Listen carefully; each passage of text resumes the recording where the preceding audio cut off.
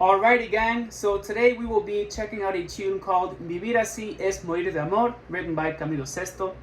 But more specifically, we will be listening to a cover that Nathy Peluso did for a feature on Spanish television.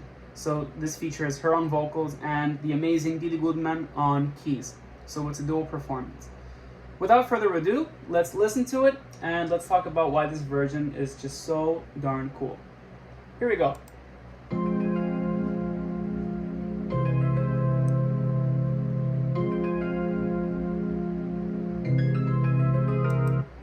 Alright, so for those of you that know the original version, the chords are F minor going to C major. But in this version we have an F minor 9, which is basically an F minor triad with a ninth on top. So you have this nice rub, this beautiful color, right? And then instead of going to C major, it goes to C augmented. So it's basically C major, you take the fifth, you raise it up a half step, and it becomes C augmented, right? And then it goes back to the F minor 9, right? And then when it goes back to the C augmented, you hear this note, which is the flat 7, so it becomes a C augmented 7. So we're only in the intro, and we have all this color thrown right at us. And there's more to come, so let's keep listening. Siempre me traiciona la razón y me domina el corazón. No sé luchar contra el amor.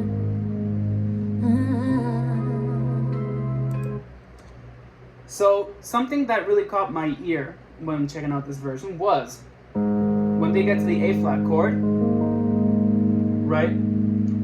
Didi is playing an A flat sus2 voicing, but Nathy is singing the third, a very important guide tone in the chord, right? So another way to look at it is, an A flat triad with an added ninth.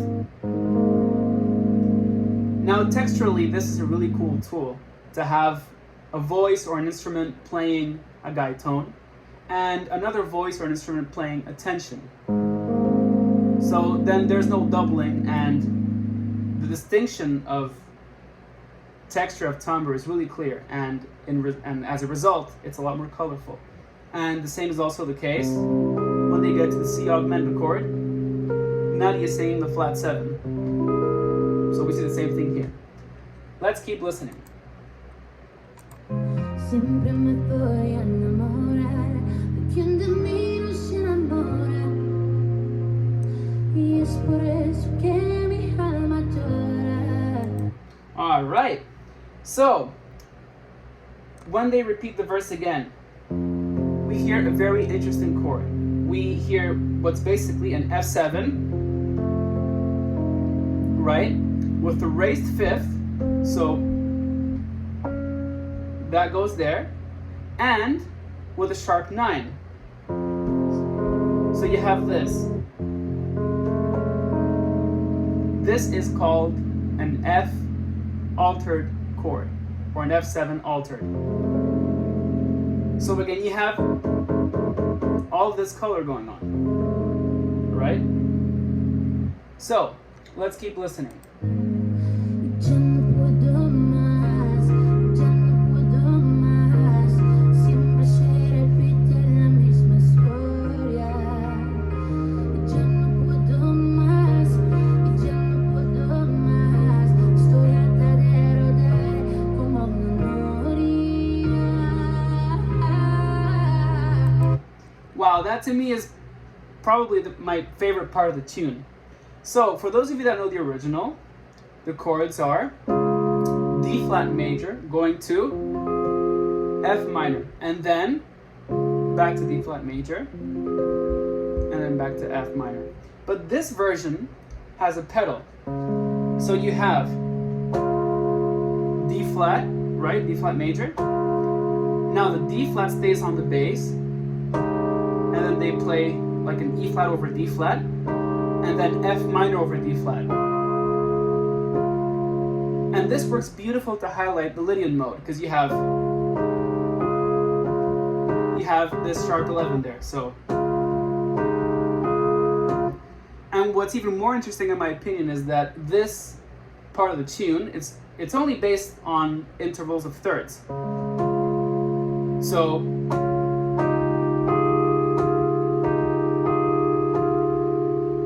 so there's I don't hear any fifths.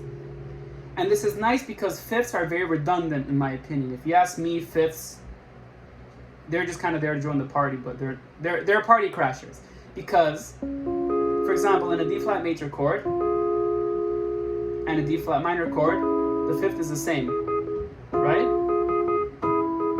So the fifth is kind of redundant, but the third changes everything. So if you have just thirds,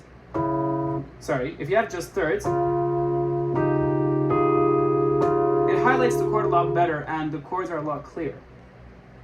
And one other cool thing about this section, when they go to the E flat chord and there's a descending, this chord here, right, you have like another Lydian kind of, sound, right? Before going to the C augmented triad, right? Now let's keep on listening. Well. Vivir así es morir de amor. Por amor tengo la vida. Por amor no quiero más vida que su vida. Melancolía. Alright, so in the verse we were in the key of F minor. And now we are in the key of A flat major. So we have modulated to the relative major because the relative major of F minor is A flat major. So now we are in A flat, right? Da da da da da da da. What we hear right now is basically an E flat over G, or an E flat first inversion. So we have this chromatic movement. Now, the next chord. We have an E flat minor, right?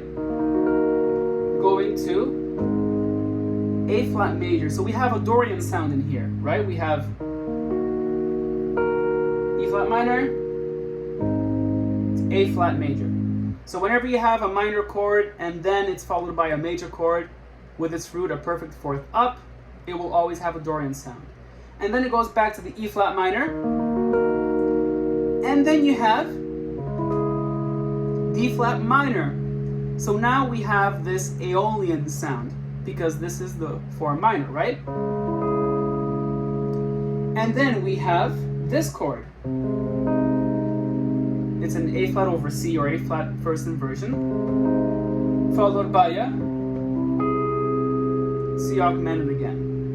And if you look at these two chords, they're almost inversions of each other, because you have A flat first inversion, and then if you get the E flat or D sharp and move it up a half step, you get C augmented. So this just shows the difference that one note can make. I hope you guys like this video. If you like stuff like this and want to see more content, please let me know. Please help spread the word about this channel. It would really do me a great favor and I'd really appreciate it. So thanks so much. Until next time.